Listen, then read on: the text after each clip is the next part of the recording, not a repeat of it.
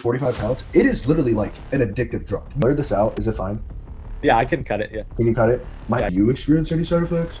It's like, dude, what I do as I say. Tell one of us, I want to do bodybuilding for life if you've never competed. Really did not go over 1900 for 6 months. My test in September was 72. And making a clean sweep today, walking away with the debut novice and the overall. It goes to athlete number 1, Gabriel. Like you said, it's that one client that you get super peeled and then they start posting and it rips, that it just brings so many more other clients. Yeah.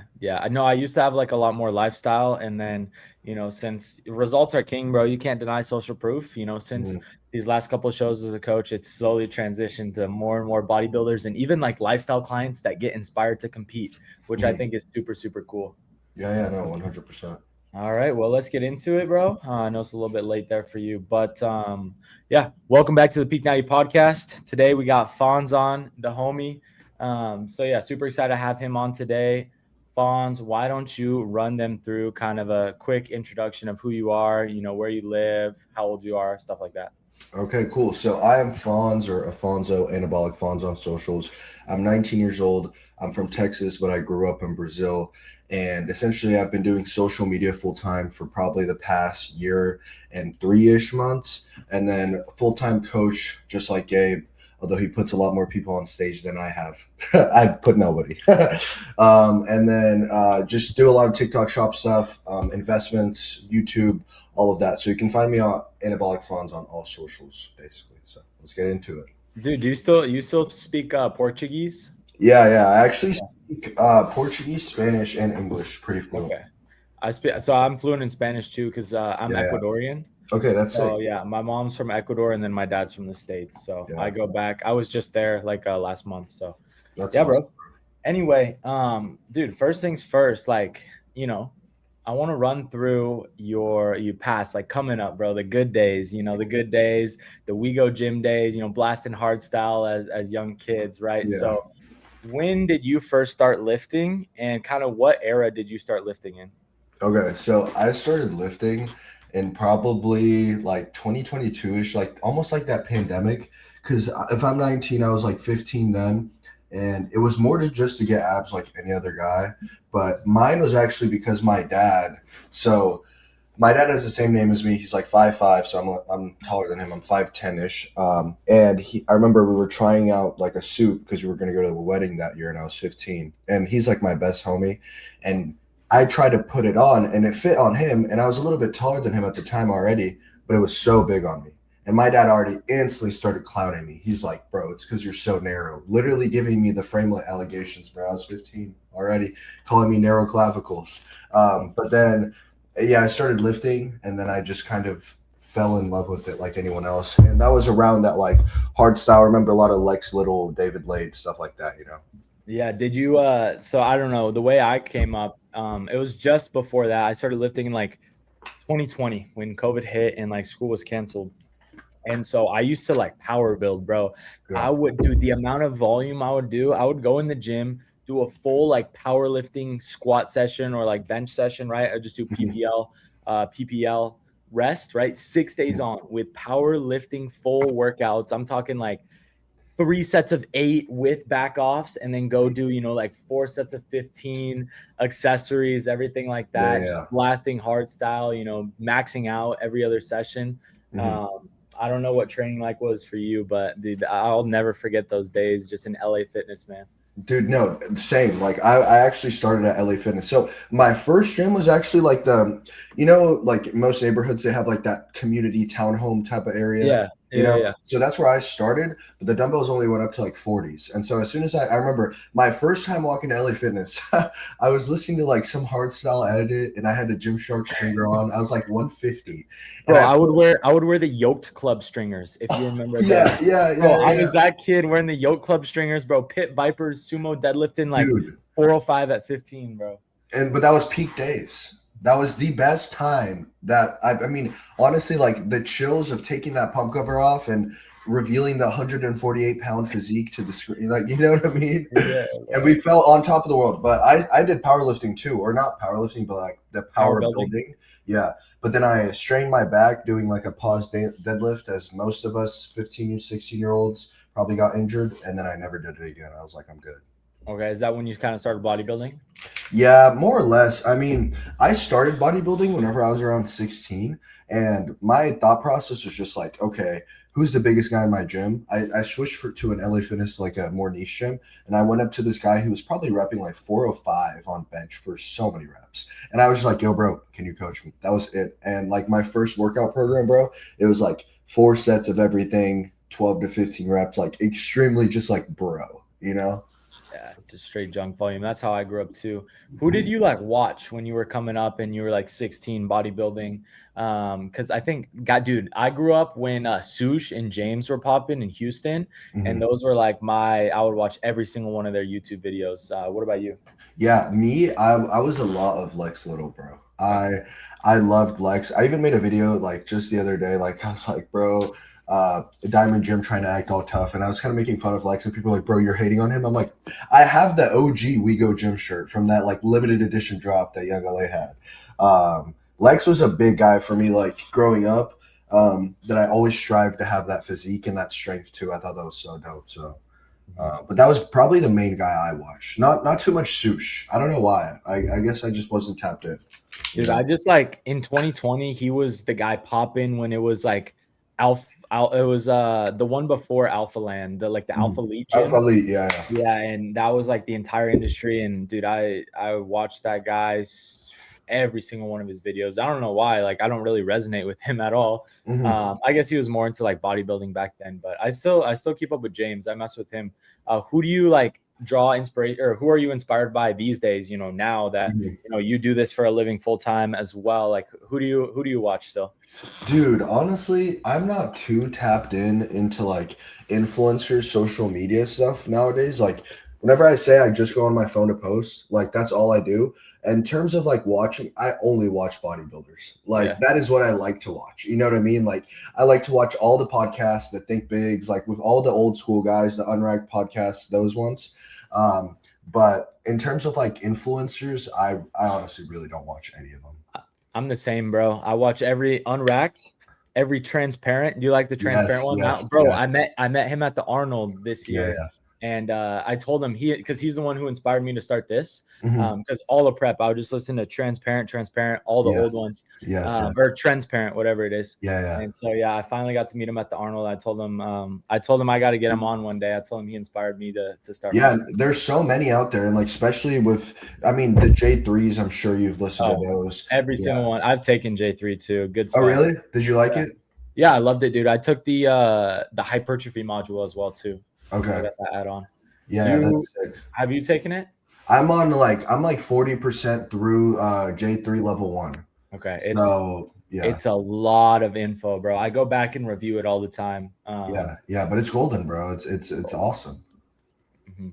Cool. That's what I recommend so many of like my bodybuilding friends that are trying to get into it, because there's so much knowledge it gives, but there's also like and I don't even want to sound like a promo for them, but it's just true. Like it teaches you like how to be an athlete, how to be a coach, and everything like that. So it's sick. Mhm. Yeah, no, 100%. What was I gonna say? Oh yeah, what are the bodybuilders you watch? Because there's two. Like you probably no one would expect this from me, but I watch these two bodybuilders, Okay, bro, who? all the time. Matt Grego Yeah. and Derek Lunsford, bro. I Okay. love the Tampa vibe. I want to go to his gym so bad. Yeah, those are just like, obviously I don't watch or keep up with the enhanced world too much. Like obviously I keep up with the Olympia and the Yeah, Arnold yeah.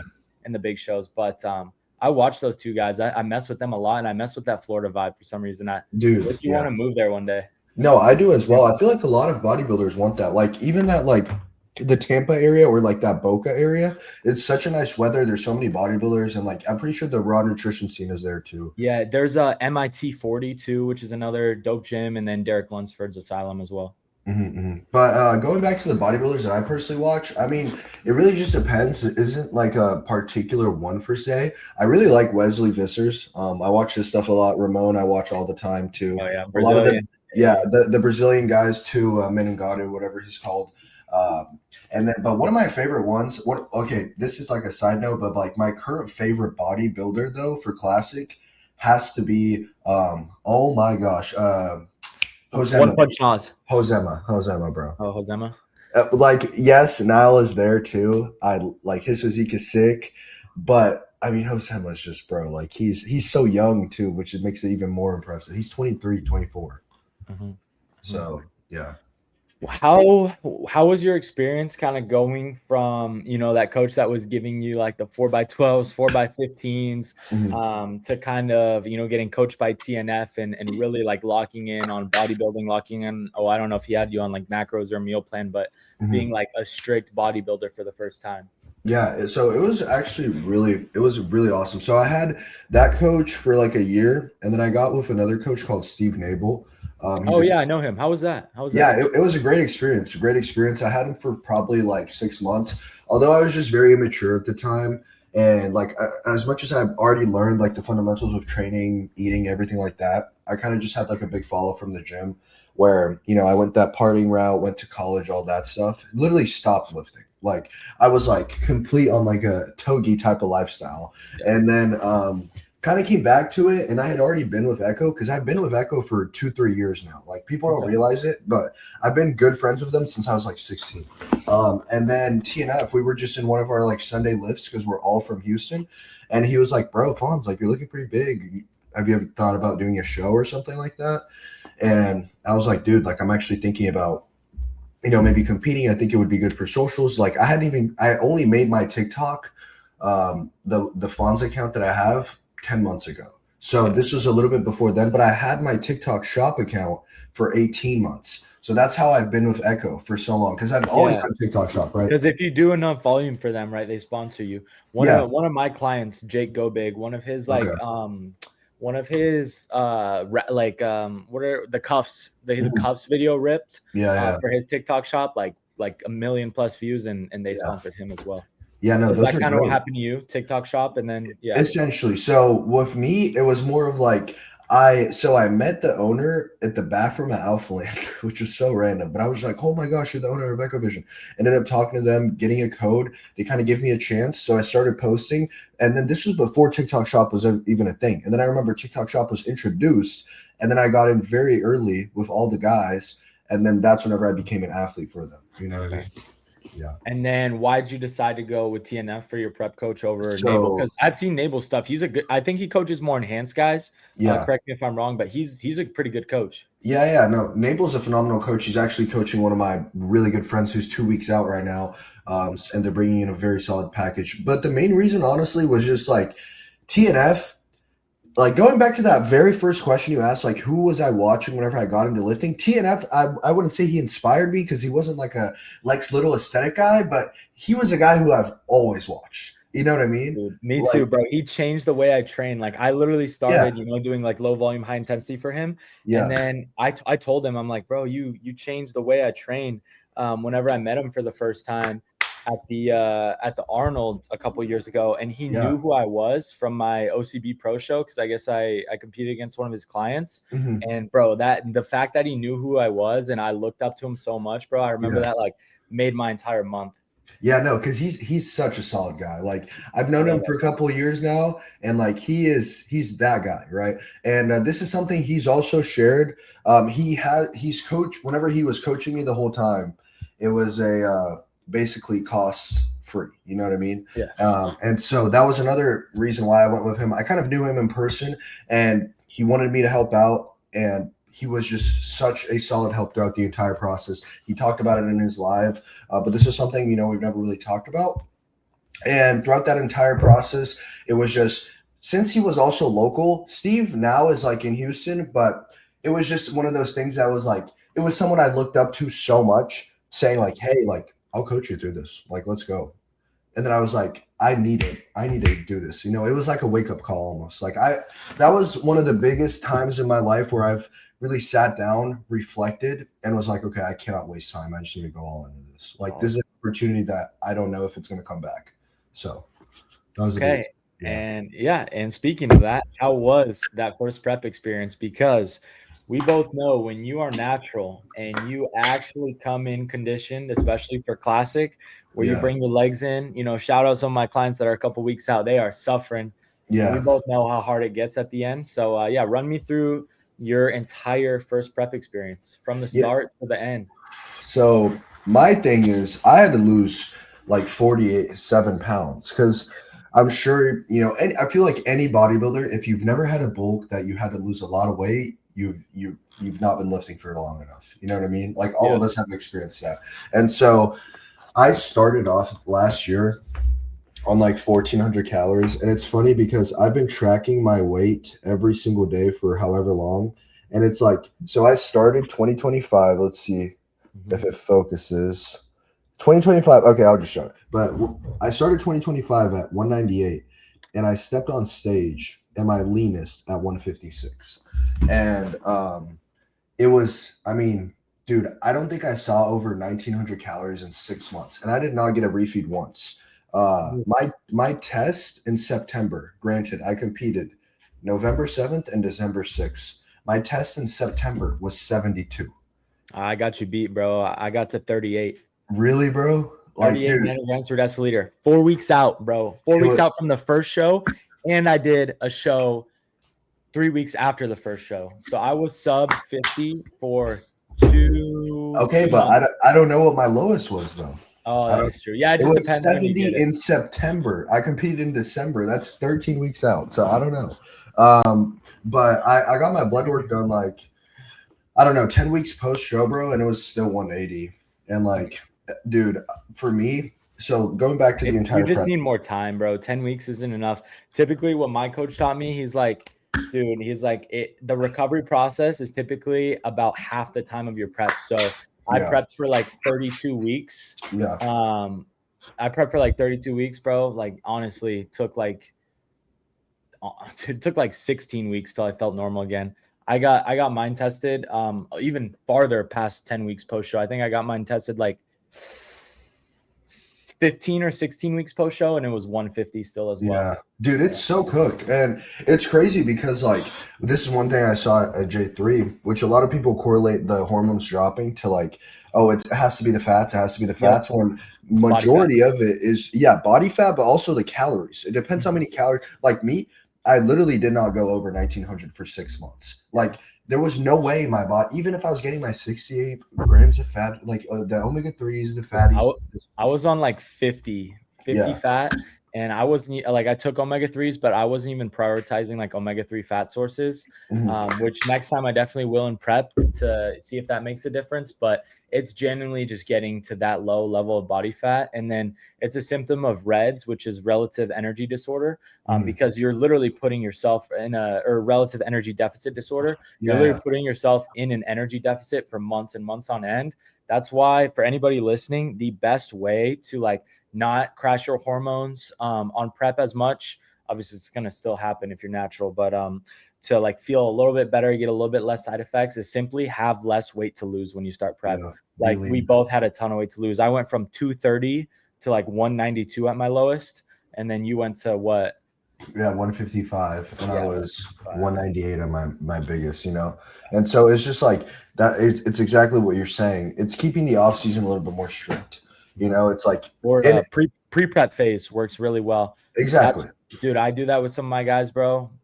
It is key for making prep easy. Yeah, that's essentially what we did. So we did a huge pre-prep phase for like 12 weeks to clean up, and then I kind of got to the 180 where I sat there at around maintenance to even a slight surplus for a little bit. Fun fact though, I was all flexible diet until I was 3 weeks out from my first show. Okay. Yeah. Macros. Yeah. And so, because the way we kind of went about it was I would text my coach every couple of days, but it was a very casual thing. It was like, hey, these are my weigh-ins. I'm weighing myself every single day. I'm like writing down changes in terms of calories next to the weigh-ins. And then I'm just like, hey, does this look good? Yes, keep going. Oh, do these macros look good that I've set up? Yes, keep going. You know what I mean? Like, should I change anything? No, you're good. Or should I increase steps this week? Nah, we're good. You know what I mean? Like it was just me like kind of administering things and TNF being more of like a second eye. Whereas like a lot of coaches, it's more of like, you know, you give them everything and all the client does is follow. So it was really good for me to learn, honestly. Dude, the food noise can creep in a Yeah. lot when you're on macros, dude. The number Yeah. one reason I think a meal plan is better for dieting is because it takes away a lot of that food noise when you're constantly tracking food, you know, and deciding what you want to eat next. No, I completely agree. It was just because I'm a person that honestly, I don't cheat on my diet, although people love to say I do, especially because my face has blown up with water retention ever since I hopped on. But it's like literally like these past 4 or 5 weeks, I've been exactly on meal plan every single day, the same thing, right? Now, the only reason I was doing a little bit flexible back on prep was just because I know that I don't negotiate with myself in terms of food. Whereas like I tell a lot of my clients, I'm like, hey, do you want to do fixed or, you know, flexible if you're a lifestyle, right? I could teach you either or. But if you're going to do flexible, I need you, you know, I want to hold you accountable. I need to see what you're eating throughout the day. Some people, it's just, you know, individual dependent. If you have room to negotiate with yourself, that's whenever you're going to fail. You know what I mean? As long as you don't have that. And like I had boundaries. I was like, okay, I can only eat from these 3 sources and these 3 sources. You know what I mean? I like that. It's like macros with with like a food bank. Yeah, it's like intent, macros of intent, I guess. Because that's whenever it's whenever you leave that little room to like, oh, but I could have, you know, my cream of rice or a muffin. And then, well, this muffin has like, you know, sugar coating on it, but it's fine. It's pre-workout carbs. It just spirals, especially on a prep. But essentially I never did any real cardio. It was just steps the whole time. Method, And yeah, bro, calories got as low as 1,300 for a little bit. We would do a lot of what he called sharpening phases, which were like increments throughout the week of lower calories, and then they bumped up. So it'd be like, okay, sharpening phase, fine. Next 3 days, 1,500 calories, and then 1,550 for 3 days, and then 1,600, and then 1,650 until work our way back up to 1,900. Dude, that is so low. How did you feel like brain fog wise? And then like, did you have obviously like hanger, not wanting to talk to people, or walking through like the symptoms? Because I've experienced it all. Yeah, no, I'm sure. Which is super nice as like a coach. I feel like you have to go through a prep before coaching someone through a prep, because like a lot of it is being able to understand. It's like, bro, like you're fine. You know, like I know it seems like you're not fine, but you are fine. Yeah. With me, my like hunger, I kind of got used to it. I mean, I was in a deficit all of last year to the point where I was just like, okay, like a good athlete does what needs to get done and just kind of shuts down the noise. And that was my thing. And one quote that I lived by on prep so much was, if I can just make it to tomorrow, it's one day closer. So like if my day was going horrible, I would just be like, I'm gonna just get busy and go to sleep. You know what I mean? And so my biggest symptoms, honestly, was the brain fog towards the end. I was an emotional wreck because my hormones. Like I remember one time I walked into the kitchen and I was making eggs, and I'm holding a bunch of eggs, and out of nowhere, like I was so weak, they all just fell. And then I stepped on one of them. And I just start crying. And my mom's like, are you okay? And I'm like, I don't even know why I'm crying, Mom. It's just an egg. But it was such a big deal. So emotional unstableness, hunger, and then towards the end, just like because my test was so crashed for however long, I really don't know. I think genetically I do have predisposed low tests though, because the most my hormones have ever gone up tested is 380. And I've gone several tests, even peak, bulk, everything. Right. And so that's what my dad thinks it is. Cause like, even like growing up, the doctor wanted to put me on medication, even growth, whenever I was like 10 years old, because I was so behind on like growing. Because my mom had to take a bunch of stuff during her pregnancy. It's like pretty complicated, but anyways. And so my biggest thing, honestly, was towards the end, I was so drained in energy that I was like getting negative thoughts and like genuinely like depressed, like no motivation, no drive to get out of bed. You know what I mean? It was just like, oh, I just want to sleep all day. I don't want to do anything. Dude, yeah, I would feel like towards the end, obviously, you know, at the beginning, dude, it's fine. Like I'm progressing at the beginning. You look the best. When you don't push for that, like at least for me, you know, my legs came in last. When you don't push for that extra like leg conditioning and you're still like full and you're still, you know, not too depleted, bro, it's your best look. You're getting stronger in the gym, bro. Yep. Like you feel amazing. You're not even really hungry like that. No cravings. But dude, towards the end, like I remember being like a zombie. One time I couldn't even keep up on a walk with the dogs. I went down to my parents' house and I had to get steps in. So, you know, I went on a walk with my mom and then their dogs. Bro, I couldn't keep up with my 50-year-old mom on a walk. Bro. I was like 20 feet behind her. Energy so low. But as far as like, you know, crashing your hormones, low test towards the end, it's temporary. But in my opinion, it doesn't really feel that bad. Like I felt all right. You know, I was still smashing gym sessions and getting stuff done. The one thing I will say that I experienced that's obviously a side effect of the low test is, bro, I had like negative libido. I got to the point where like I hated touch.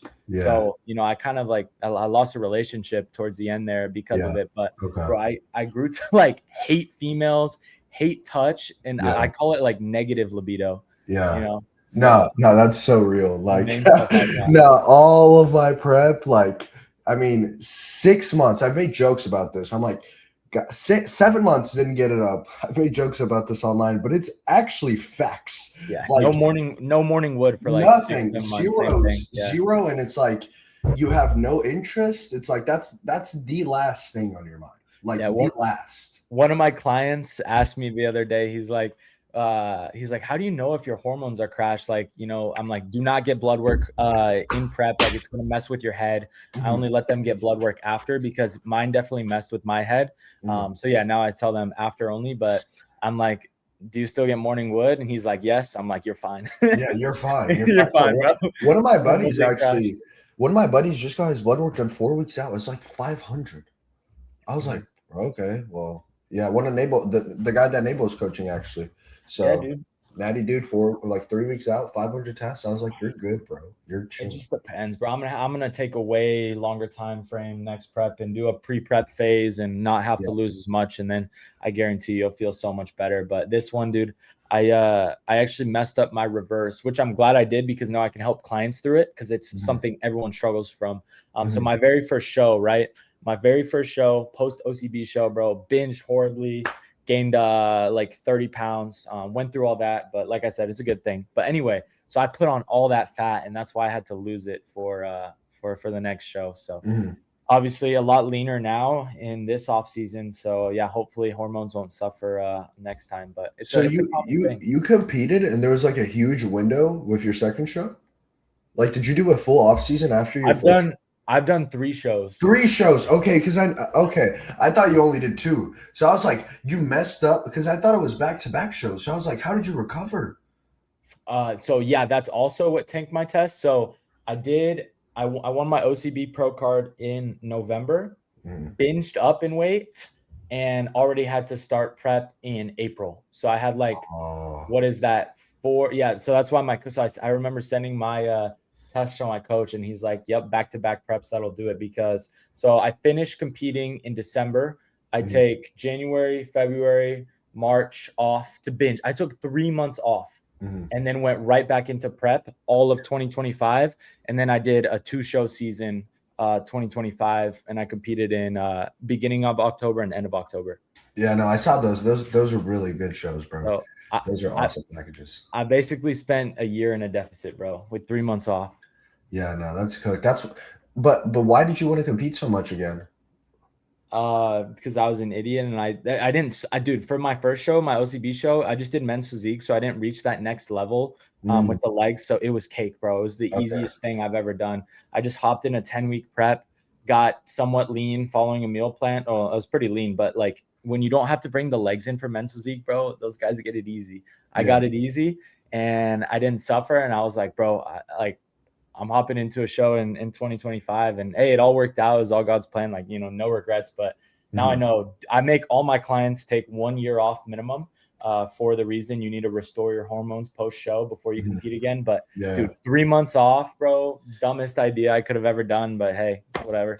Yeah, because my thought process is just like, how are you going to actually substantially build for a better package in only 3 months? You know what I mean? Yeah, I probably just gained some muscle at the beginning of prep. And honestly, a ton, bro. You can gain a lot of muscle when you gain like 30 pounds that quick. Oh, yeah. Because I got stupid strong, bro. Yeah. Stupid strong. I think, dude, towards the end of my men's physique prep, I was like, I don't know, incline benching like 185 for 8. Dude, like 2 months later, you know, up 20, 30 pounds, I was like repping like 225 for 8, just those big of jumps, you know what I mean? No, that's sick. That's literally what I'm experiencing right now. Yeah. But it's like 10x, bro. Yeah, especially, dude, you gotta like make sure you manage your fatigue and joints and stuff, because you know how it is, bro. When you start doing that much more weight, like the muscles grow, but your joints and I'm very I'm very cautious about it. That's honestly why I've strayed away slowly from the too science-based, like 5 to 8, because it's like, okay, now too much load, bro. Now that I am enhanced, if I genuinely do 5 reps for every set, I will be getting so strong every session that it's going to be like, bro, I'm going to get injured. So I'm just doing everything more controlled, 10 to 12. Like, that's why these guys tear their pecs, bro. They get too strong too fast, 100%. Speaking of like that new style of training, dude, walk me through what working with Kyle is like, and like that whole official switch. So the whole reason for the switch, honestly, was just I wanted a new experience with a coach. You know what I mean? Like, as guys that coach people that have been coached by really good coaches, I was to a point where I was like, okay, I have this huge timeline in front of me. I am going enhanced. This was something I had talked about with TNF. It wasn't like, oh, TNF couldn't help me. No. Like, I literally started while I was with him. And then I was just doing a lot of reflecting. I'm like, okay, this is a huge next chapter of my life. I'm a big fan of all these top coaches, and I really want some more hands-on attention. And like I mentioned, TNF has always helped me with, not demanding anything back from it. And I was like, dude, it's going to be unfair if hey, I need more attention. I want more, instead of just like that second pair of eyes, if it's not even a cost thing, you know what I mean? And so it was just a very normal conversation. Like, we're friends in person. People, oh my gosh, people were like, oh, you guys are beefing now. You guys don't talk. I was like, bro, are you serious? But anyways, so I ended up reaching out to 5 of like my favorite coaches. I reached out to Chris Tuttle, but that guy has like a wait list of a year and a half. It's crazy. Jewett, Luke Miller got back to me from J3. But I ended up going with Kyle. It's been great. It's only been 4 weeks so far, 4 weeks yesterday. I very much enjoy his style of coaching. It's a lot more bodybuilding. So like carb cycling, strict meal plans, mandatory check-ins. Like, I'll send him a full video of all my top sets. He sends me a video going over everything, giving me feedback, right? So it's more of just like that bodybuilding type of experience that I was looking for. And so I've been very happy with it. He's also very honest and upfront with things, which I really do appreciate. A lot of coaches will be like soft in their way to deliver things whenever a client screws up.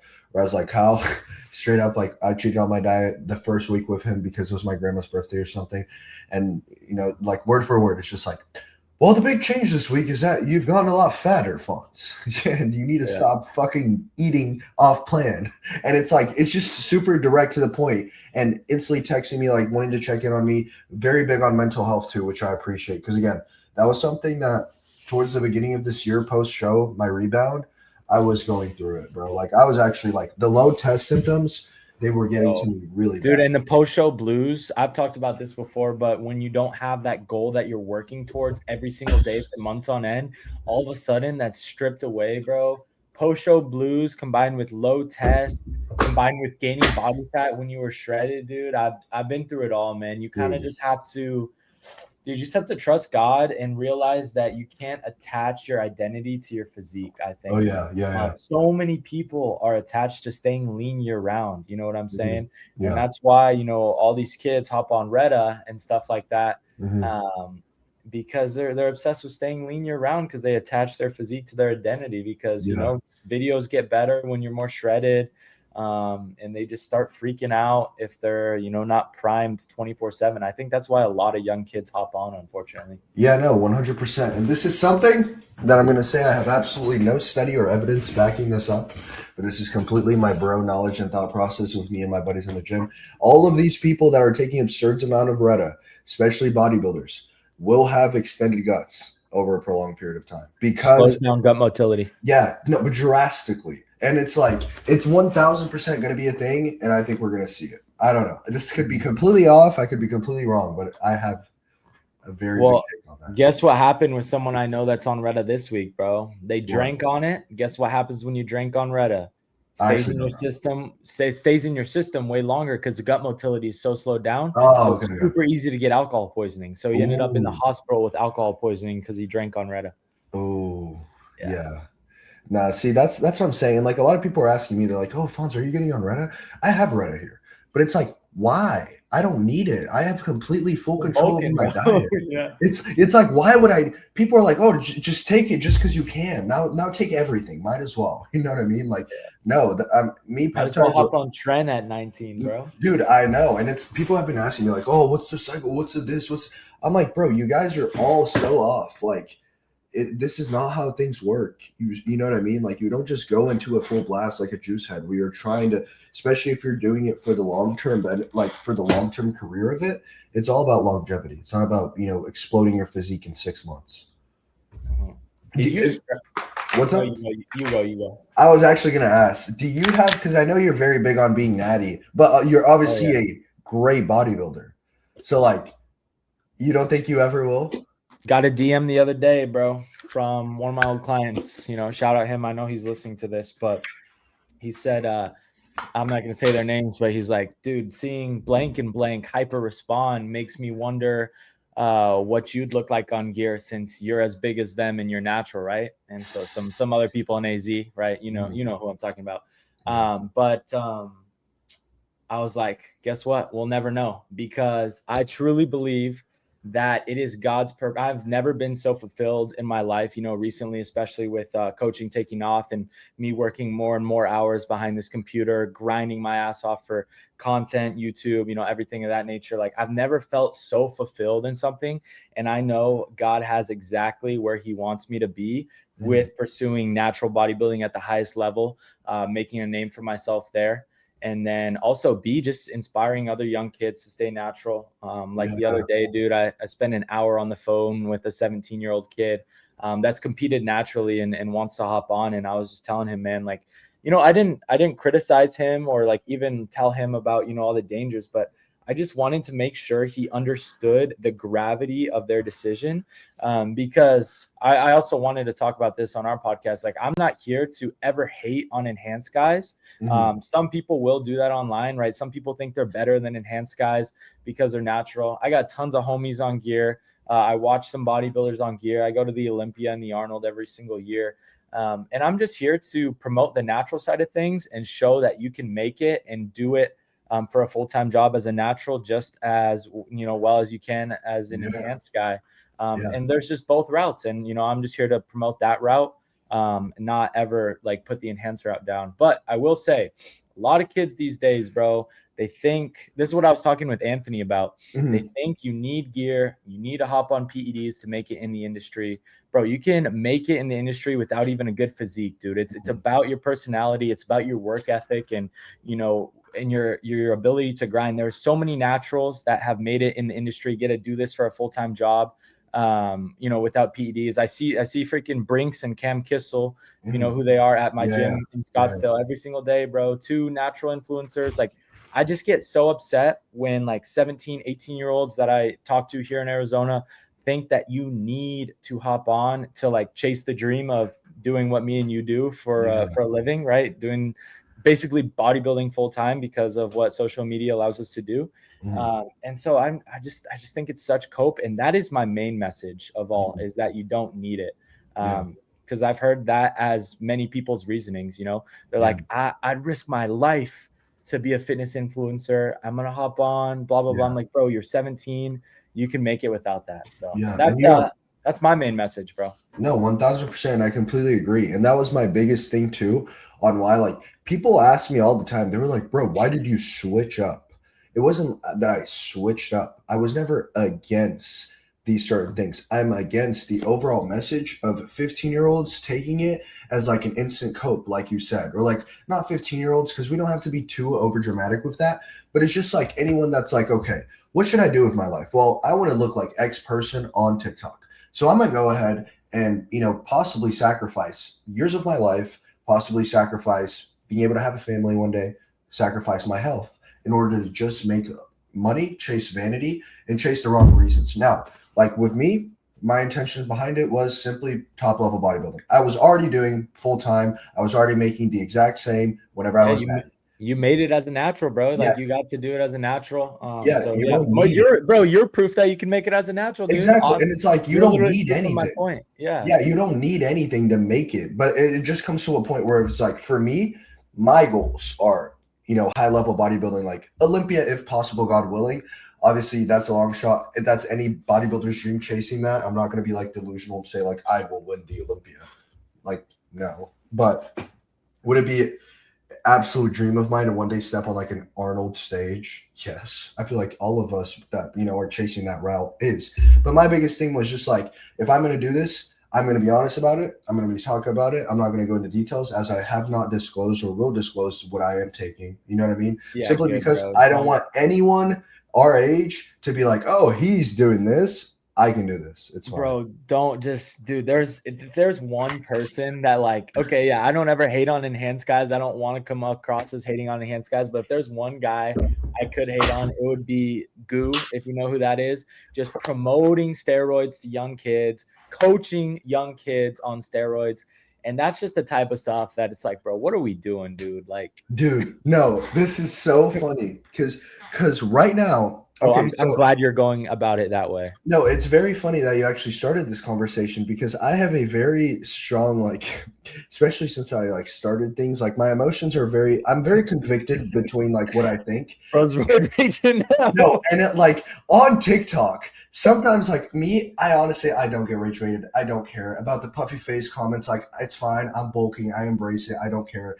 A lot of my videos, sometimes I'll pretend to be upset, or I'll be like, oh, like this person, like this comment got to me, the framelit, like this and this. Hey, but it's just content. You know what I mean? Don't get it to the bulking thing. You don't get any extra awards from the judges for staying stage lean year round. Exactly. And I'm adding 3 pounds of tissue every 2 years. Yeah. You know what I mean? Like, gaining don't work unless you've been training for like 15, 20 years, bro. Exactly. My coach said it, and he's been training for like 20 years. Or you're TNF and you're built different. Yeah. But that's besides the point. But back to where I was going with this. So on Instagram, when I post, it goes to like a completely different audience. On TikTok, it's like every time I post anything, it goes to those like micro niche like influencers. Blazers. Bro, yes, but also now it's like Goob, bro, too. Like, he was commenting on my videos like Fonz is like the worst of all the industry. Just bro. I don't know, because one time I stitched his video and I was just like, bro, why are we 17 taking all of these PEDs? And then I just put a picture of him on the screen and I'm like, bro, you're 140 pounds, bro. I'm sorry. Like, it's just facts. And then I also made a video on that pear guy that was like, he got apparently skin cancer from peptides. And then he hopped on, and I made a sarcastic video saying, yo, so we hop on peptides, we get very bad outcomes. So we do exogenous hormones. How does that make sense? And then I just go, but who am I to talk? And then I finished the video. It's a joke. And then all of them are just storming like Goob in them. And it's like, it's just this whole thing. But yeah, I think they're pretty obnoxious. And the fact that, bro, he's in a Discord giving people his source of gear. Like, are you giving other 17, 16-year-olds, bro, his sources, dude? And I'm sure you've experienced the same thing, like hopping on a consultation call with a possible client, and then they're like 17, bro. And last week, 16-year-old on Reddit. Yeah. Last week. I've had to talk out so many guys on the phone. I'm like, why? And they're like, I'm just like, why are you taking this? Why do you need this? Have you tried a diet? And then they're instantly just like, I'm like, bro, you got to do the basics first. You know? Dude, bro. But hey, speaking of like social media and stuff, I gotta ask you about this Dorian beef, because I had Davis Penny on, who's one of my day ones here, as like one of the very first episodes, and like half of the talk, bro, we just talked about his Dorian beef. So I told myself I gotta ask you all about that too. Yeah, no. Update. So the thing is, we have no beef.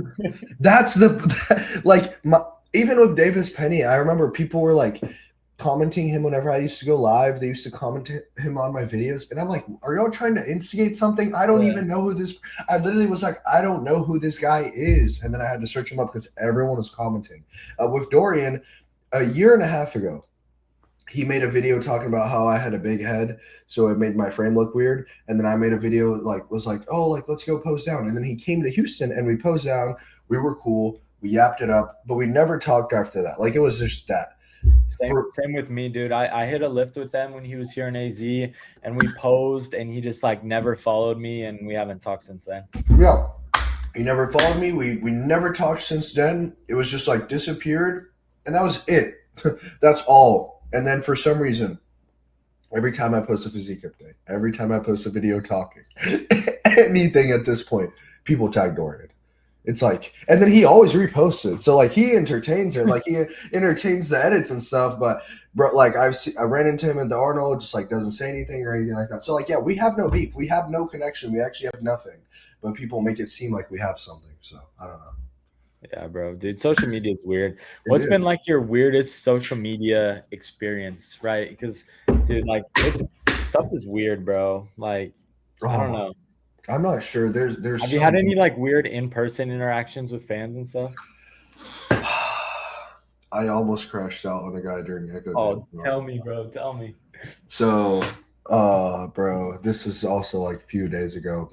It's like I was saying, I'm so convicted about what I think that I'm a very, very stable person. I never crash out ever. And so like, it's funny to me that now I've been like, with almost like the intent to, but I'm very like I react very well to situations. So I would never actually crash out. But I'm just in the bathroom and like it's Echo Day. Everyone's saying hi to all the athletes. They know us. But one thing that I think is a little off, because I've never been like this. If I saw someone that I follow and I look up to or whatever I follow, I think they're cool. I want to get a picture. You know, I might know him his entire life. He does not know me. So I'm gonna go up, hey, like, can I, you know what I mean? Excuse me, whatever. I think it's pretty odd whenever people come up to say what's up, like we've been lifetime homies. And it's like, bro, I don't know you.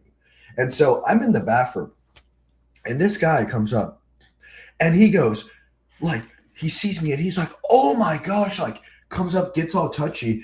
And he's like, bro, no, literally. And he's like, bro, does this, bro. Nah. Yes. Nah. Yes. No. And he goes, oh, but it's fine because like you were so shredded for your show, bro. When are you gonna cut again? Dude, whenever people tell me that, it makes me so furious because it's like, bro, I was just like so shredded for 6 months. Dude, I've probably had 100+ people ask me when my next show is over the last couple months, bro. And I think that's why so many bodybuilders are obsessed with competing every single year, and they attach like prep to their identity, bro, and they never escape that cycle until they get burnt out.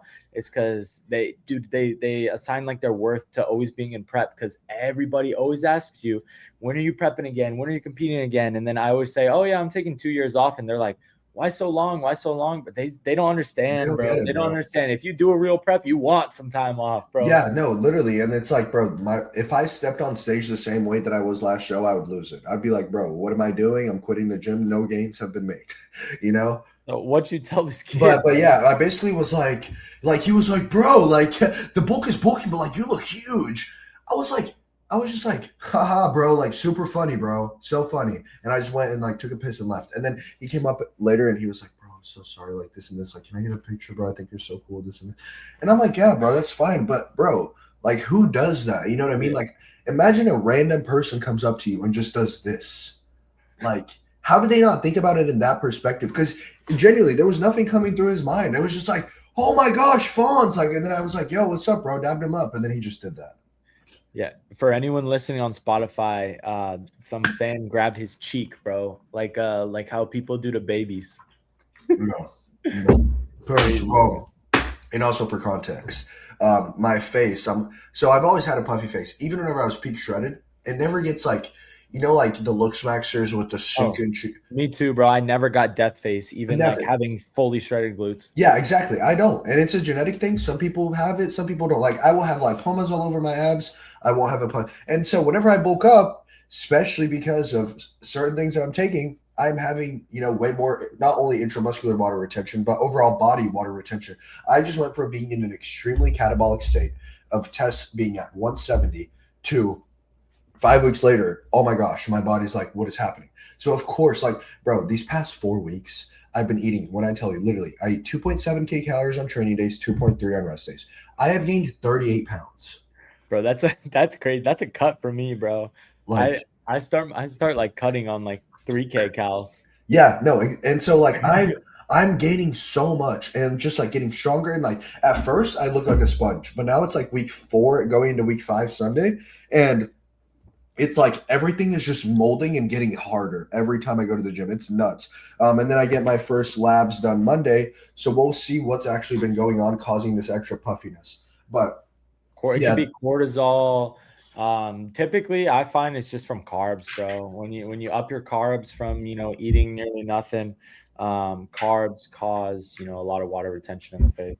yeah, no, for sure. I mean, I'm honestly a guy who's not too stressed. It could be the carbs. Again, I don't think I'm eating that much. I'm literally eating like 300 something grams of carbs. It's Yeah. not that much, but it's definitely something related to hormones. You know what I mean? It's like my estrogen might be too high or something like that. So we'll just have to monitor that. With all the weight gain too, obviously like there's going to be fat that goes on, fat to your face. And Yeah, like of course. It's normal. It's part of it. But just got to keep going and like again, like this better than anyone. You have to trust the chud. You have to trust. You got to keep, as long as you're getting stronger in the gym, your sleep is good. You don't need to be 10% year round. It's such a thing attached to vanity and identity, and I think a lot of it comes from, if you are a bodybuilder. Honestly, top 3 pillars of bodybuilder, if not top 1, is mental health. It's not the cardio, it's not the eating, for me at least. It's your mental health. It's like, if you have the drive, do you have the discipline, are you going to be your best athlete that day, right? And the biggest thing with that is the food that you're eating and everything like that, how you're setting yourself up, your environment. But one of my biggest things that drove me through prep, I did not cheat on my diet once. Zero, not even a bite, nothing. It was the fact that I was praying every day, doing my devotionals every day, getting closer with the Lord. Like, you know what I mean? Obviously, with prep, you're not going to be messing around. You're not going to be talking to girls. You're not going to be engaging in certain things because, you don't have any interest. But with that as well, even after prep, whenever I'm in a state where I feel a lot better, my hormones are back, my drive to do certain things, my libido is back. I still have those foundations that I learned throughout prep. And that literally I would translate and carry on through the rest of my life, which is a beautiful thing. Right. Yeah. No, I made a YouTube video on how bodybuilding prep brings you closer to God, because I experienced the same thing. It's just like that discipline and that working towards something every single day just spills out into all areas of your life, including your faith. Mm-hmm. So what was your experience coming to know God? Was it kind of just after that party era when you went to college for a little bit? So I actually went to high school in like a Christian private school. So me too, bro. Yeah, that's awesome. And I grew up Catholic in Brazil. Because I'm sure with like your Latino background as well, your parents maybe or something Catholics. But that's a lot of Latino, right? And so I grew up with that. Kind of always grew up believing. I was never like an atheist. No, like I've always believed, but it was just more of like whenever you're not with your parents. I moved out of the house whenever I was 17 in that college environment. I mean, I've been a couple of times to ASU. And it's really? You've been to AZ? Okay. Yeah, no, I have my best friend goes to GCU. So that's where I graduated from. Really? Yeah, dude, my house is 5 minutes away from GCU. Yeah. Oh, that's sick. I was there a couple months ago. I was actually planning to go really soon to go visit him. Yeah, so if I go up, I'll definitely let you know. But anyways, and so in college, it was just more of just like I was doing so many bad things. Like I was never at a frat, but all my boys were, and like I was just always hanging out, going out, drinking, doing whatever, drugs. And it was just to a point where it's like you understand there's absolutely no fulfillment in that. It's like you're chasing an empty void all day. You know what I mean? And then I met a really good friend of mine in math class who his name's Zach. He actually posts on socials. He has like 40 something K on Instagram. But this guy was such like a pivotal moment in my life, like getting closer to God and everything. And then this girl that I was talking to at this certain time, that I just kind of started to dive into it more on my own, kind of let go of a lot of the bad things. And then after I moved out from college, dropped out and came back, started working at the Echo Warehouse, taking social media serious and going all in my dreams, was whenever I was just like, I remember I sat down, I think it was March 1st in this journal. Actually, I have a journal here that I do like my to-do list. I've been writing my thoughts for like the past like year and a half, right?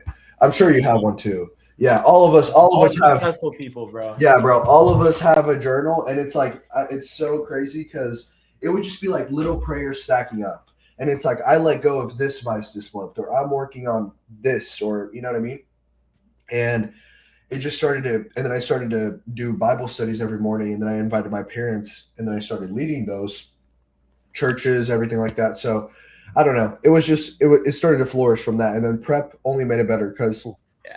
you're in a state where you literally have no FOMO, you have no distractions, you only have the goal of that stage, and you have to fill out time, and a lot of that time, it's food noise, it's tiredness, it's exhaustion, and I just got closer. I would listen to sermons, I would listen to worship music, I would I would fall asleep every day listening to worship music, and as soon as I woke up, my morning routine worship music.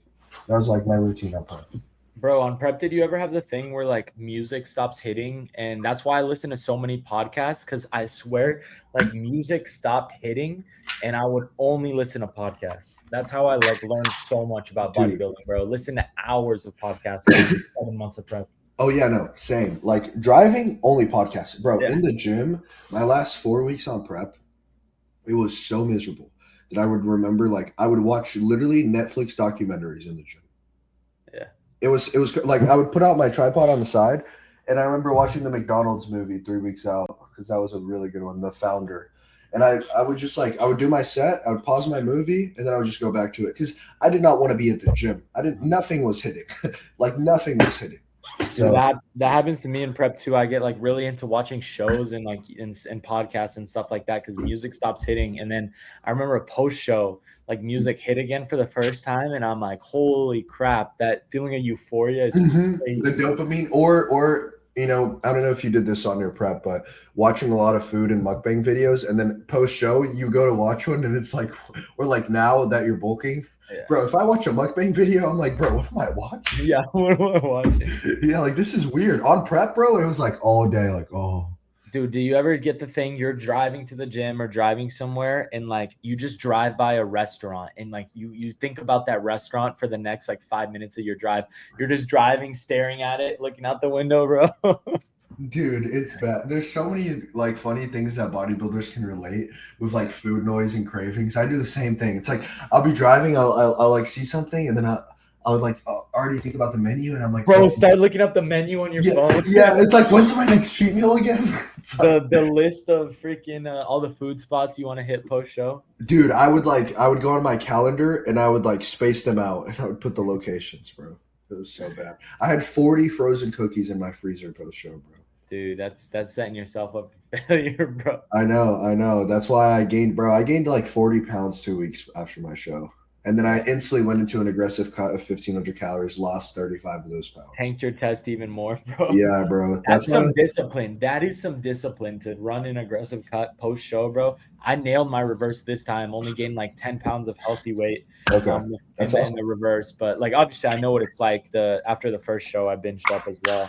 Yeah. But dude, the discipline to diet again to get that off, you are crazy. Yeah, no, because I went to that cruise and I went to Christmas, and bro, it was to the point where I was so done with everything that after I stepped off my second show, because it was 2 back-to-back shows but 4 weeks apart, I told Tina, I was like, look, like I'm going to try to manage things as best as possible, but I just want to enjoy Christmas. Like I missed out on July 4th, Thanksgiving. My parents went to Brazil. I was at home alone, like getting my steps in.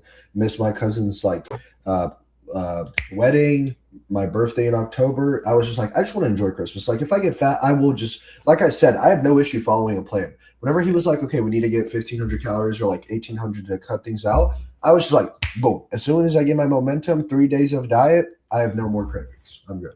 Momentum's everything. I had that mindset after my first show when I binged up.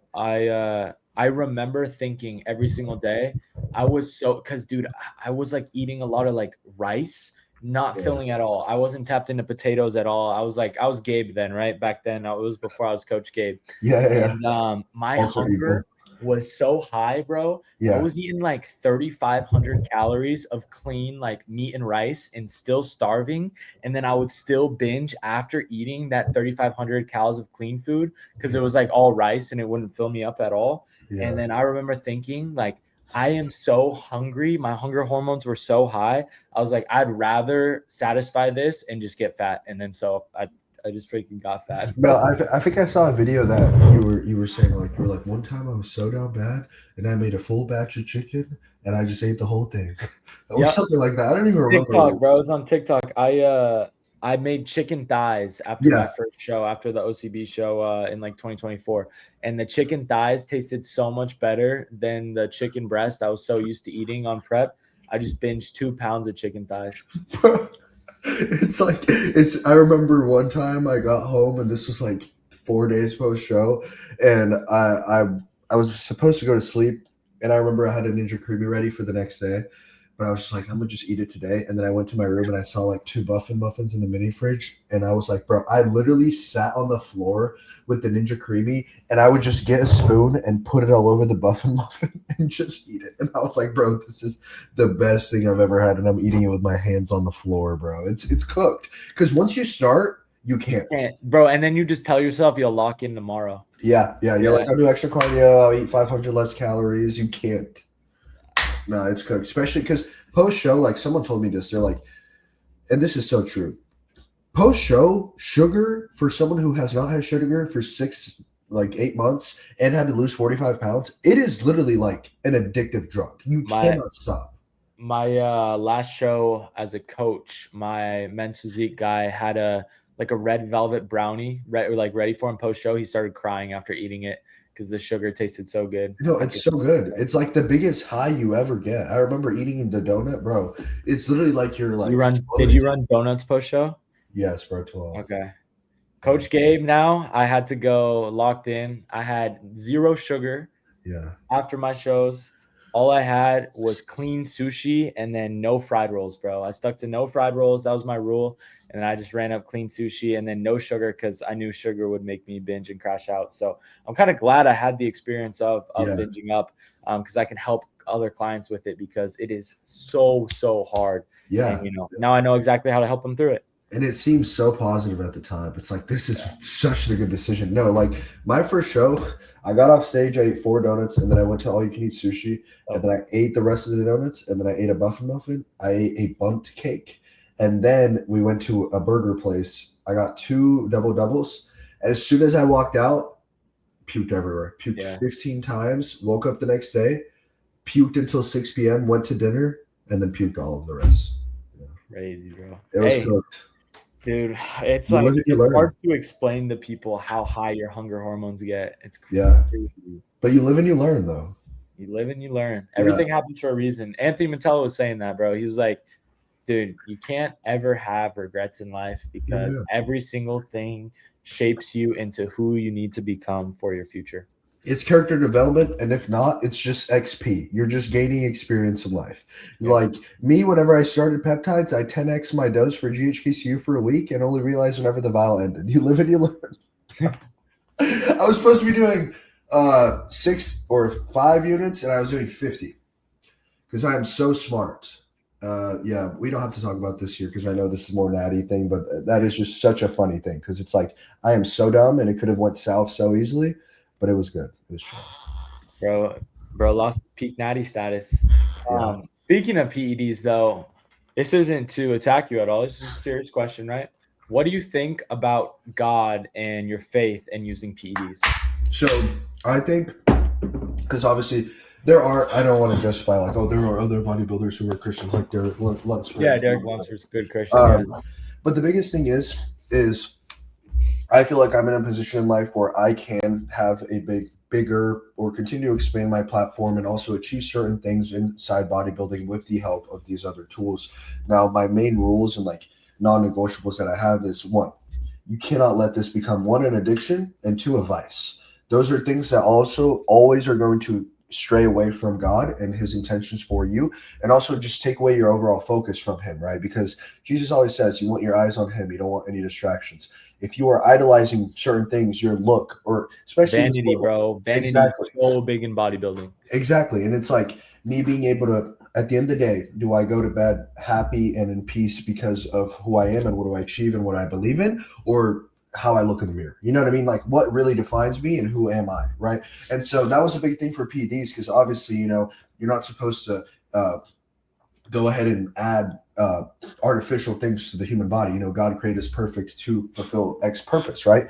That He has for us. But in the sport of bodybuilding, it is a place that you unfortunately have to take these certain tools. Now, it's that gray area. I can't tell you that what I'm doing is not going to bite me back one day. You know, who are we to judge? Who am I to judge? We don't know. There's only one person that's going to judge us, and that's going to come on the day of judgment, right? But in terms of, like, I see it as, I mean, Paul says it in Romans, a lot of things in terms of sins are, it just depends on your perspective. It depends on your intentions behind it.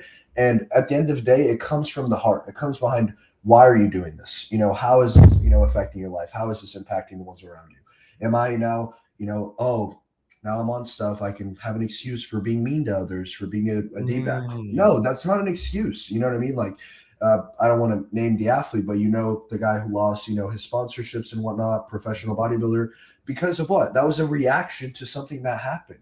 You know what I mean? And now you can't go ahead and blame, oh, but you know, you're dieting and you're hungry, and so you can give a bad react, and you're taking certain things, so your mental's off. No, at the end of the day, you were grounded. You decide how you're going to react to certain things. So that's just my biggest thing. It's like, am I still Fonz? Am I still good? Like, I know with content sometimes, like, I'll come a little bit more aggressive or more passionate, convict, but all of us, all of us who do content understand it's content. You have a conversation with me, you come hang out, we go lift. It's like, oh, like, you know what I mean? It's not like, I'm screaming. Like, bro, that's content. And anyone with common sense, especially in the space, can see it from a mile away. You know what I mean? Do you think it's kind of like alcohol, right? We, as Christians, we're allowed to drink alcohol. Jesus drank wine, right? Yeah. In moderation, where you don't get drunk. You know, my dad is a super strong Christian, and he'll crack open some beers every once in a while. Yeah. But you don't get drunk, right? It's about the moderation, and it's about, you know, not sinning and not taking it to the level of sinning. And, you know, for a lot of people, I think it can be a slippery slope of slipping into vanity and slipping into the addiction. But, you know, just like alcohol, right? You know, it's permissible, not always beneficial, but permissible in moderation. And when done correctly, you know, without getting drunk, without causing yourself to sin. So yeah, I do you think it's kind of like that type of thing? Yeah, it's similar in a way. I mean, I'm sure, you know, as bodybuilders, we can all infer. I mean, I don't drink at all. Yeah, because it's like, what's the benefit for us? But in a way, it's again, it's that gray area. We can always try to compare to things, but at the end of the day, I mean, you know, we don't know for sure. So it's like, it's the same with drinking. It's like, okay, but what defines drunk? What defines tipsy? What defines altered? You know, like, it's a very big gray area. So at the end of the day, that's just my perspective on it. I do think it's similar, but being able to give a concise answer on things, I unfortunately just don't have that answer. I don't think any of us do. So. Yeah, 100%. Yeah, I think it just really depends. Obviously, God knows the heart and God knows the intentions. But yeah, I think you know, some things are beneficial, but not all, or some things are permissible, but not all things are beneficial. And it just really depends on who you are as a person. But yeah, I think Derek Lunsford, he's a pretty strong Christian, right? Talking about it. And I talked to Brandon Clark, and he's a really strong Christian. And, you know, I think back in the day, I kind of used to have the opinion that, like, dude, like, if you're a Christian, you need to treat your body as a temple. You cannot be putting any of this stuff in there. But he kind of said it this way. He said, some people are called to a higher calling, you know, chasing, like, some people's true calling and true purpose will be, you know, chasing the enhanced route of the bodybuilding sport. And, you know, if they have that higher calling by God and they pray about it and they decide that that is the purpose that God has for them, you know, when done safely and you know, obviously with good intentions and not letting it lead you to sin of the addictions and being quick to get angry and, you know, maybe sexual sin with having high libido, some Larry Wheels stuff. So yeah, I think that's kind of my new take on it. I think Brandon Clark really helped me kind of reframe my mindset, you know? Yeah, no, he's a super solid guy. He knows his stuff too. A huge one that bodybuilder that I look up to, who's a Christian, big Christian, is Ramon. I mean, not only is he like Brazilian too, but like his whole story is driven by faith and everything like that, which I think is pretty cool. And that point that, you know, Brandon made, it's like, we don't know what our, you know, exact calling is. Like, I can't tell you, oh, the enhanced route is for me. I'm called for a higher calling. I'm going to be, you know, that guy. But it's like, I don't know. I would have never known if I don't at least try. And that was something that I had been wrestling with for quite some time. I always knew I wanted to do it. Realistically, I wanted to wait until I was 21, but it was why didn't you wait?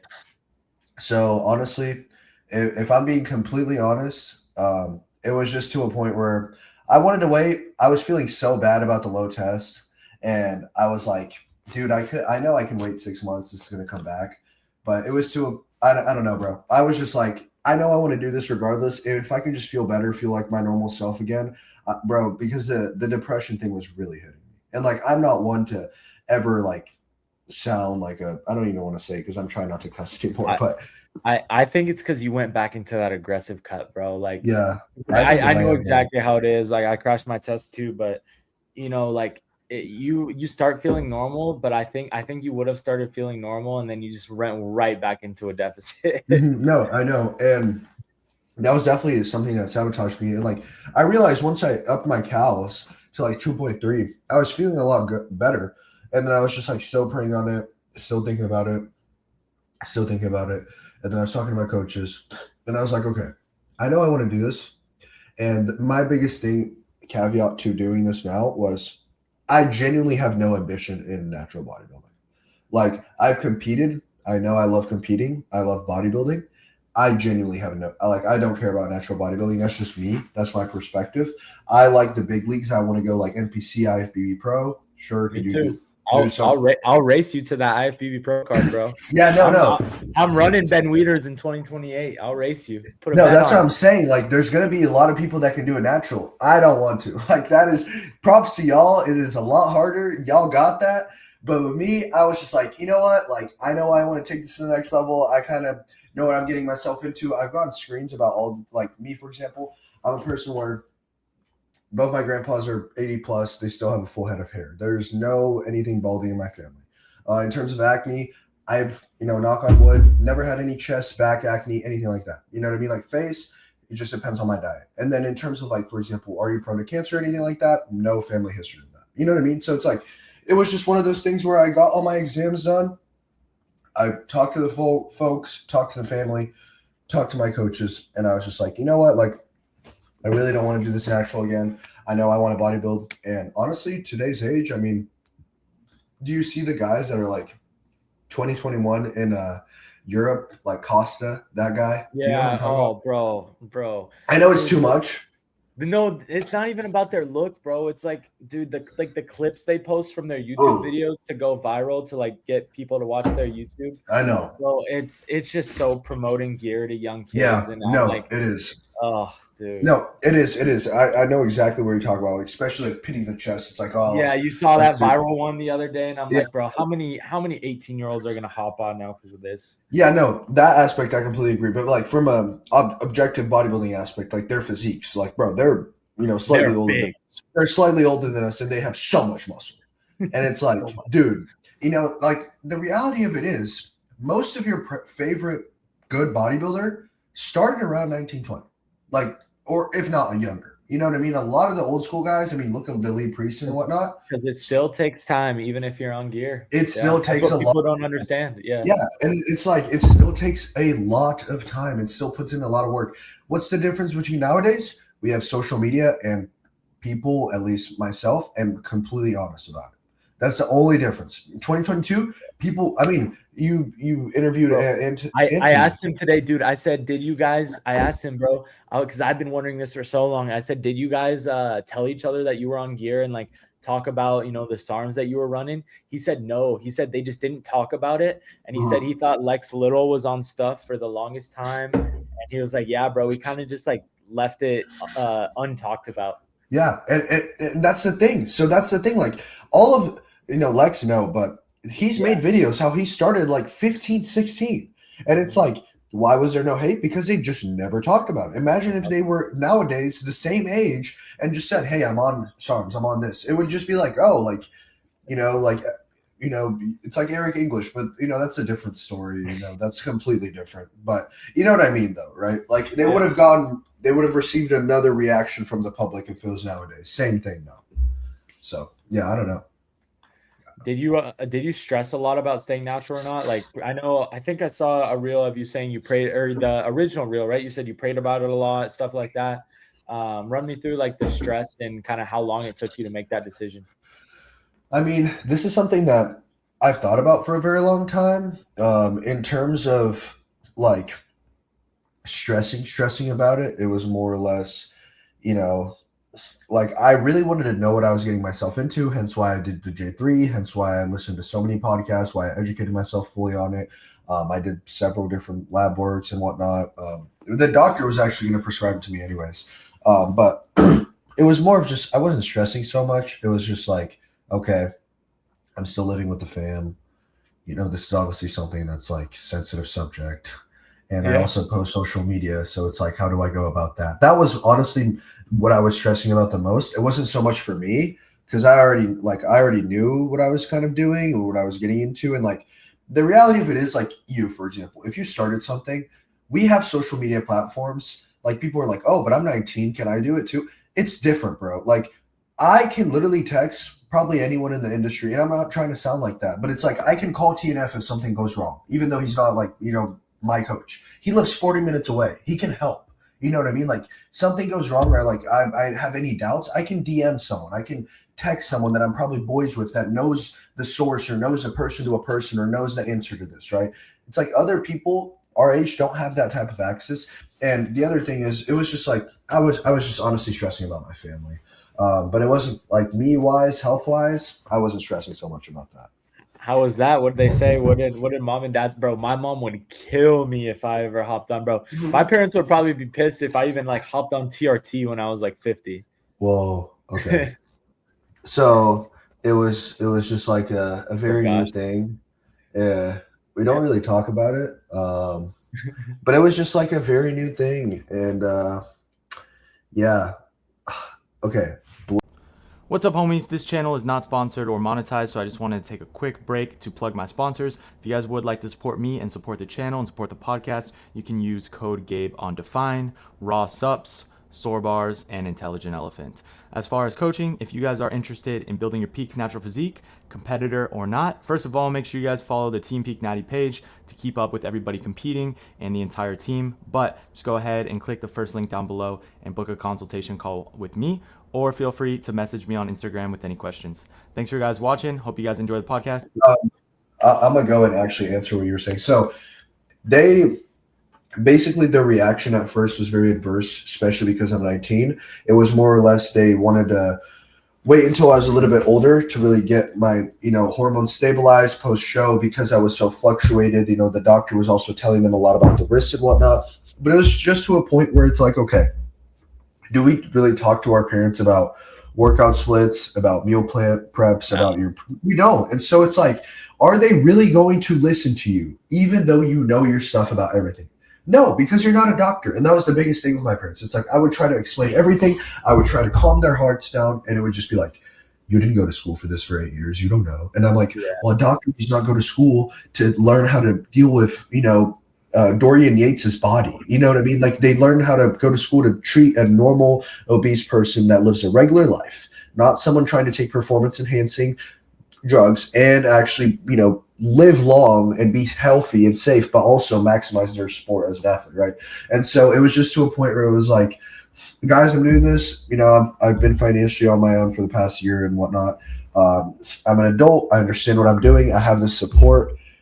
I don't need you guys demonizing it or like trying to threaten me like, oh, you're going to get thrown out of the house or something. It's just more of like, okay, we can either go about it two ways, support it and understand, or try to help as best as possible. Or it's like, I'm going to move out. I'm an adult. You know what I mean? Like, and so it was just that conversation. And it was a hard one because, especially growing up like in a Latin family, I'm sure you're very close with your family. I'm extremely close with my parents. I'm like, they're my best friends. So it was definitely a hard conversation, but it was just like, it's understanding that they're just worried for you. It's not that they're, don't want it, that you achieve those goals or anything. They're just worried because you search up online PEDs and the first thing, it's like someone died or something horrible happened.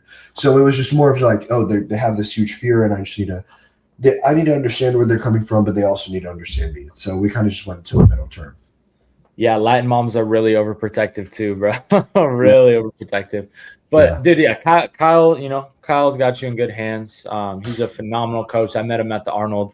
I love what he does. Listen to the Unracked podcast all the time. No, he's great. But also, that kind of like made me think is I just want to say, to everyone listening that there is a huge difference too between doing things smartly and abusing PEDs. In a dangerous like not caring type of way. So there's definitely like, dude, the poison's in the dose with everything, just like alcohol as a Christian, stuff like that. There's a huge difference between, I'm not against obviously I promote staying natural, but I'm not against medicine that can help improve your life, right? The Bible doesn't say that we need to avoid medicine. So if you need hormone replacement therapy when you're older, right, peptides that are going to improve your life if you're sick, injured, stuff like that, I'm not against that at all. But there's a huge difference between doing that, getting stuff prescribed by a doctor, third party 100% pure tested stuff, and abusing PEDs, abusing stuff that you're ordering to your house online from a gray market site when you have no idea what you're doing. So yeah, and it's just going to get even more strict moving forward. I mean, the FDA is closing on even the whole peptide industry, so that's a whole nother story of its own. Companies just getting shut down. So when did you realize you wanted to pursue bodybuilding for a living? What's like kind of your why behind bodybuilding? Because I think everyone has a really strong why that's not only successful, but like you need that in a prep, bro. Like it gets hard. It gets so hard, like we talked about earlier in this podcast. What is your why for bodybuilding? And like, when did you realize I'm going all in on this? Okay. So as like a kid that always kind of came from being the youngest and like to an extent insecure, it was just like I kind of knew that I could do certain things, but it was just a matter of tapping into that full potential that we all have inside of us and just locking in and doing what you say you're going to do. Because I read this in a book and it never left me. It's like the difference between a successful person and someone who's not is just the amount of time that it takes for them to do something that they said they were going to do. You know what I mean? So just putting it aside. And with bodybuilding, it was just, I mean, I've always been a guy who played sports. I played soccer and whatnot, but it was just the one thing that it's like, it's all in your control if you realistically think about it. You're the one who has to do the cardio. You're the one who has to eat the meals. Nobody's going to eat them for you. Nobody's going to train for you. And it was just to a point, it's like, I have to do this not only for myself, that I can prove to myself that I can achieve this thing, but I can also show others that they can achieve whatever they want. I mean, I was literally in college like 8 months before my show, partying every weekend, making no money. You know what I mean? Like just messing around, doing whatever, chasing the wrong things. And all it takes is a mindset switch, is rewiring your mindset, is reshifting your priorities, and your entire life can change. So I think that's my biggest why, is just being able to not only show others that they're able to do it, but achieve certain things with myself to show that I can do it and that I can, fulfill the desires that God has placed in my life for me to achieve, and just to fulfill that greater purpose. Because I think all of us have something in us that in life, you're either going to live for someone else's dream or you're going to live for your own. And with bodybuilding, it was just that avenue that I chased my own dream. And then in terms of like, when did I realize I really wanted to do this? If I'm being honest, before I competed and got deep into prep, I loved bodybuilding, but I was honestly one of those guys that if I was like a Brandon Starr type of deal, just like that guy's probably on base TRT and just looks aesthetic year round, has a bunch of businesses, has thousands of followers on Insta. Like I was like, this is cool. This is lifestyle. Like I just want to have a chill life. I don't necessarily need a bodybuild, but I want to do this prep because it's going to get me going on socials, right? But then doing that prep, bro, I just fell in love with it, bro. I think prep, like it will either make you hate the sport or it'll make you so in love with it, and like listening to other bodybuilders, like so many of those motivational videos on YouTube of just like guys like eating 6 meals a day and training and doing their cardio. And it's just like my notebook too. I have a notebook that I tracked every single day, journaled my workouts, everything. And I also have like pictures of bodybuilders with quotes and all this stuff. So it's like, I don't know. I just fell in love with it. I just got a Frank Zane poster for my room. Yeah, and then an Arnold one. It's on the floor. But yeah, no, I mean, I don't know. It was just during prep. That's whenever I was like, okay, like I was doing this honestly at first just to challenge myself, prove that I could do it, and for socials. And it just slowly shifted to I love this. You know what I mean? So No, 100%. I agree, dude. I love the lifestyle. My wife for bodybuilding is like, bro, I love training, dude. We got to get a leg day in. Like, we yeah, got to get a we leg day in, do. dude. We Like, do. I just love training hard, and I was training so hard and just doing like the bodybuilding lifestyle as a normal gym bro. I like Yeah. went on a cut, and then I got pretty shredded accidentally by myself, Yeah. and then Yeah. I hopped in my prep 10 weeks out, my first one, and dude, it was just wraps from it was just wraps from there. Yeah, no, that's awesome, dude. I love training too. Dude, I'm hyped. Whenever we're able to get this lift going, I'm sure it's gonna be so fun, bro. It's Yeah, gonna be bro. so Either awesome. I'll come stay with Justin in Houston and we'll get a Yeah, lift, or if you come here, bro, I have my own house like 5 minutes from GCU. yeah. I bought it in 2024, and then I rent out the other 2 rooms to roommates, but I got the master, so there's plenty of room in here. So Okay, cool. it'd be hype. There's some good gyms in Scottsdale, dude. Yeah, that's sick, bro. I didn't know that. And hey, if you're ever down here and you need a place to crash, let me know, bro. I have this wonderful couch that turns into a bed right behind me. And then I have my room. So like right now my setup is like this is like an office, and then I have a bathroom that connects, and that's my room right there. So it's Okay. like yeah, Oh, it's, yeah. so if you're ever in town, bro, let me know. There's so many good gyms around here too that I could take you. Yeah, I've pretty much only been to Alpha, honestly. Yeah. But yeah, dude, I think I'm gonna have someone competing in summer shredding, so Bet. I'll obviously go for his show. Bet. That's awesome. But I wanted to ask, what is your favorite book that you've read over, the last few months of like basically chasing ambition and chasing your dreams?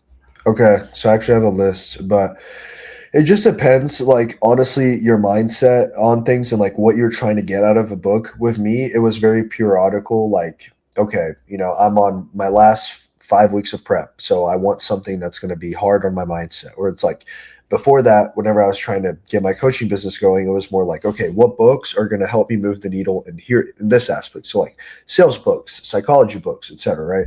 But I think the biggest one, which was my first one, which is The Power of Your Subconscious Mind. This one was an excellent book. Like, it teaches you how to rewire your brain to think certain things, to attract yourself to certain things, and how much your subconscious mind plays a role in your daily interactions and your overall success. Like, genuinely, like stories of, oh, before you go to bed, say, I'm going to make 10K a month 10 times, and just say that in the silence of your mind. Say that every night. And it's like certain things like that, it might sound goofy. It's like law of attraction and whatnot, but I genuinely think if you prophesize things and you work towards them, obviously, if you're just prophesizing it and not doing anything about it, it's like, what are we doing? But if you consistently reinforce certain things to your head, it goes into your subconscious mind, which is like ingrained in there, right? Which you will always remember. Now, another one too that I think was really good is one, Can't Hurt Me by David Goggins. I think that one was like a dog of a book. And then Meditations by Marcus Aurelius. That one was really good too. Okay, I haven't read Meditations, but dude, the 2 David Goggins books honestly changed the man I became when I read them a couple of years ago. But I recommended the 2 audiobooks, dude, to one of my clients who's dropped from like 250 to 160. And I've never pushed anyone as hard as him for a prep, and he does a lot of cardio, let's just say that. So he had to tap into like that next level of your mind that you need for what he has done. He competes here in 2 weeks, but I recommended him David Goggins books, and he told me as well, he said it changed his life, bro. It does. It gets you so fired up. But Meditations by Marcus Aurelius, you read that. It's such a short book, bro. It's like 98 pages. You can finish it in 2 days. But it's so good. It's literally the Roman emperor of the time writing a journal that was never meant to be shown to anyone. And it's like, think about it. This guy has everything. He is that guy. And he is just writing down his thoughts and his reflections on day-to-day, like, endeavors on with his relationship with his family, with his community, how he sees the world, his perspective on things. And it's like you were thinking about like one of the highest rulers of the time of the Roman Empire, just writing in his journal, and then he dies, and then someone finds his journal and publishes it. It's nuts, dude. It's nuts. It teaches you so much about life. You need to read it. I'm gonna cop it. My recommendation for you is called The Ruthless Elimination of Hurry. Ooh, Have you heard of that? It's basically just about detaching from the craziness in life, and it's kind of like an anti-social media book, which I think is very important for us, we spend like a lot of time posting and stuff on social media. I mean, you're pretty dialed. You mentioned it, that you kind of stay off. You don't watch like influencers and stuff like that. And I think that's very important because so many people waste so much time on their phone, just scrolling away, not only taking away from, in-person interactions and living in the moment, but also just kind of like taking away from the productivity and what they could achieve if they didn't waste hours a day like doom scrolling and being constantly entertained all the time. I have all these friends at GCU constantly. They don't know what they want to do when they graduate. They say, yeah, I'm still kind of figuring it out. Like, my major's business, but I don't know what I'm gonna do. I truly think if people spent less time being entertained and like doing hard things and working on themselves, then they would find out what they're passionate about and like actually know what to do with their life. So the ruthless elimination of hurry is kind of about that, and about, staying off social media, stuff like that. Yeah, that's sick. One quick question, because I know you mentioned you graduated from GCU, right? Yeah. How old are you? 21. Oh, I don't know why. I thought you were like 19, 20. I didn't realize you were a little bit older. I'm 04. I'm 04. Okay. Yeah. What? What month? August. Oh, okay. I'm 06, October 20th. Okay. So, yeah. I'm 8204. Okay, that's it. 04. But I graduated already. I'm Unc. I got a lot of younger clients too, and some of them joke with me, call me Unc and stuff when I talk about graduating from college. Yeah, but that's sick though. And you graduated pretty early. Did you do what was your major? Criminal justice. Okay. I was originally gonna be a federal agent, but I graduated in 3. That's why I'm only 21. I graduated last year around this time, actually. That's sick, bro. Congrats, bro. That's a huge milestone. And a house already at 21, bro. That's huge, bro. Yeah. I tell everybody, dude, buy a house, buy a property before you buy a nice car. Yeah. Yep. Yeah. Property before nice car. If you obviously are going to live on your own and you're old enough for that. If you're younger and you're below 18, live with your parents. But I lived at GCU for the first 2 years, and then my junior year I bought the house, and then I've been living here since 2024 end of the year. That's awesome. Thank you, bro. I think the last question I had for you is, Peak Natty podcast, right? What would you say to another teenager thinking that it's the right decision for them to hop on at the right age of 17? They think that they need gear to achieve, I don't know, whatever they want to achieve. What would you say to them? How would you guide them through that?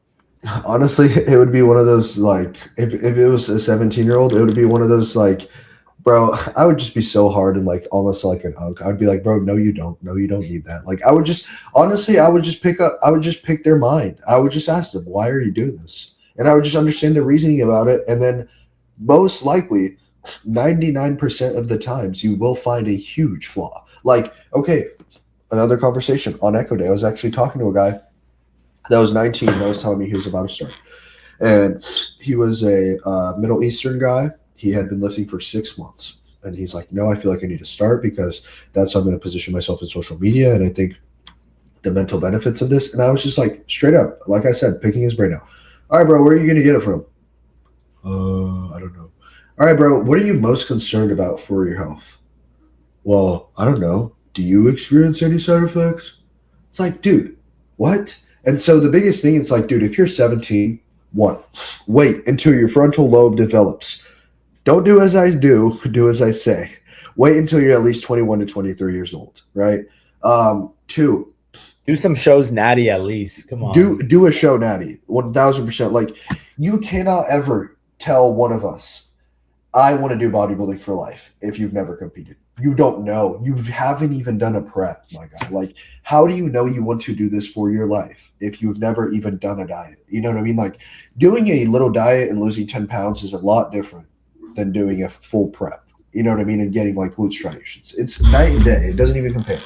And so, yeah, I think you need to do it naturally. I think you need to compete first. I think you need to be doing the bodybuilding lifestyle and habits of it for at least 2 to 3 years. I think you need to make sure that you are not prone to certain things that PEDs can accelerate and exacerbate and make it worse, right? I think you need to fully understand what you're getting yourself into. But at the end of the day, this is one thing that I see, Gabe. I don't know if you do as well, but people are going to do things regardless. Like people are going to, we can tell them, don't do it, don't do it, don't do it, but they're going to find a way. It's like a parent, trying to raise their teenager who just turned 16 and then they find a vape in the room. It's like, bro, they have a car. They're going to get another one if they want one. You know what I mean? So it's like, how can you instruct people in the right way, guide them towards the right guidance and help them? Because if they're going to do something, I would rather someone do it and not end up, in a hospital bed or something. And so it's like, I don't know. Are you going to coach Enhance guys? So I coached a couple guys on Peps. Enhance only after I've finished like 1 to 2 cycles and I finished completely my J3. So because I've had a lot of inquiries about Enhance, and every time I just say the same thing. It's like, look, dude, I can help you with diet. I can help you with everything else. But you can find a better service elsewhere if you were looking for PD protocol. I am not ready for that. And I'm just like, I don't need your money, bro. Go find someone else. Bro, something funny is I've gotten like 2 or 3 enhanced like inquiries, bro. Like I'm like, how do you did like I do not coach enhanced guys. I thought that was obvious, but yeah, I guess the clients are looking so good that people think I coach enhanced guys. So, I always respectfully decline and let them know I only coach naturals, which is funny. Yeah, I have one quick question for you. Who's one coach in the industry that you think like that's like, oh, that's goals like that guy? Oh, I already know, bro. I already know. I don't know if you would ever guess this, but I want to be the Natty version of Jay Lane, bro. Oh, yeah. I've actually met Jay Lane. Don't ask me for the best prices, bro. Don't ask me for the best prices. I got the best work in the city. Yeah, he be saying that, dude. I love. He's got aura, bro. I love him. Yeah, no, I've actually seen him in quite a bit of shows, and like he's like I think he's definitely from Texas. I don't know Houston or Dallas. He is. I don't know. He lives in. I'm a glazer for him, bro. I love what he does with his coaching, dude. He's had so many like IFBB pros last year. He's a killer. He lives in Dallas. Yeah. Okay. Yeah. Dallas. That's what I figured. No, I think he just moved since he left Rise, though. He like just moved to a new crib. Coaching money came in. Just bought a new crib. Yeah. Bro keeps up, bro. He keeps up. Dude, I want to be just like him, bro. Yeah. No, he's a sick guy. Him for sure. I was gonna say.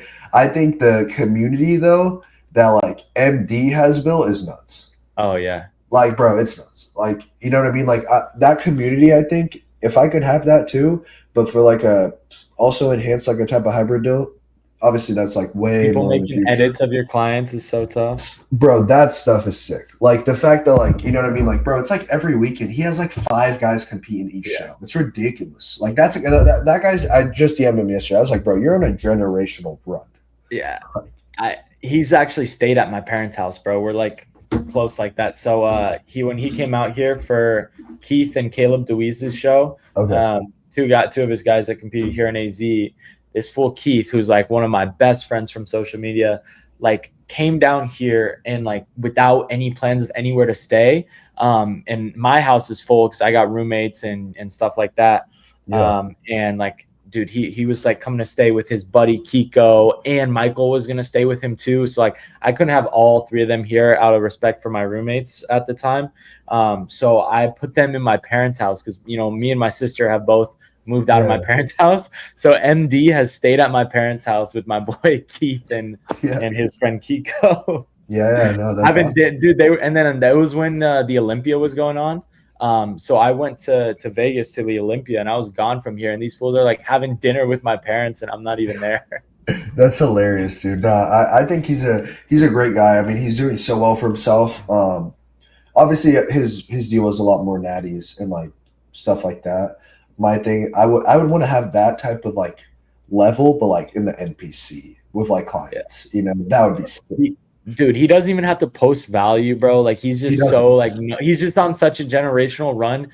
He just posts hard ass flicks with his clients, and bro, he's booked out all the time. That's what I'm saying. It's like that's what's so ridiculous. Like it gets to a point where that culture of the being team MD is so big that it's not even like he's a great coach. He's a great coach. Awesome. Like, it shows by his work. He piques everyone insane. But the fact is, like, people just want to be a part of that team to an extent. You know what I mean? It's not even like they want to have him as his coach. Like, sure, that's like a aspect of it, but they just want to be Team MD because it's like popping. You know what I mean? Hey, to all my clients listening, that's what we're building with Team Peak Natty, bro. They are not ready for the month of May. I have like 10 shows, 10 guys competing, more in June. Like, bro, we're all my clients listening. We're going to be at that same spot, bro. We're making a name for for ourselves, me and all you guys too that are competing coming up. So God willing, bro. Yeah. Dude, that's awesome, bro. Anyone else? That's funny that you said MD because, you know, he's like, he's full natty, bro. He's like a natty coach only. So yeah, I really like. You know who Jack Eagles is? Yeah, he's making a school right now. Yeah, he's top level. I like his stuff, and he brings Kyle coaches him. No. Yeah, Kyle coaches him. Yeah, I watched all his prep. But yeah, no, I mean, there's. Kyle's I don't know. Guy. Yeah, he coaches a lot of guys. Another thing I was gonna say about switching to him is the psychology of like not free coaching anymore. Because you know, with TNF, the free coaching, I've talked to that a lot with like other fitness coaches and stuff. I'm like, bro, whatever you do not like coach your friends for free and stuff like that. Because it just you don't like follow. They don't follow it the same. They don't have the respect, the interchange of money, like provides this accountability, this psychology, this worth, this value. It not only, you know, compensates the coach for their service, but it also helps the client in more ways than they know. Because when you're paying, 100%. You pay attention. Yeah, no, 100%. It's also like not only the financial investment of it, but like, bro, you pay someone up front for X amount. There's that emotional investment too. What just happened? Why did the lights go off? But yeah, no, I completely agree. I even coach a couple of my like really good buddies. And I tell them, whoa, the lights are all off. I don't know what's happening. But anyways, I think my power just went out. I have like a battery that holds my PC together. That's sick.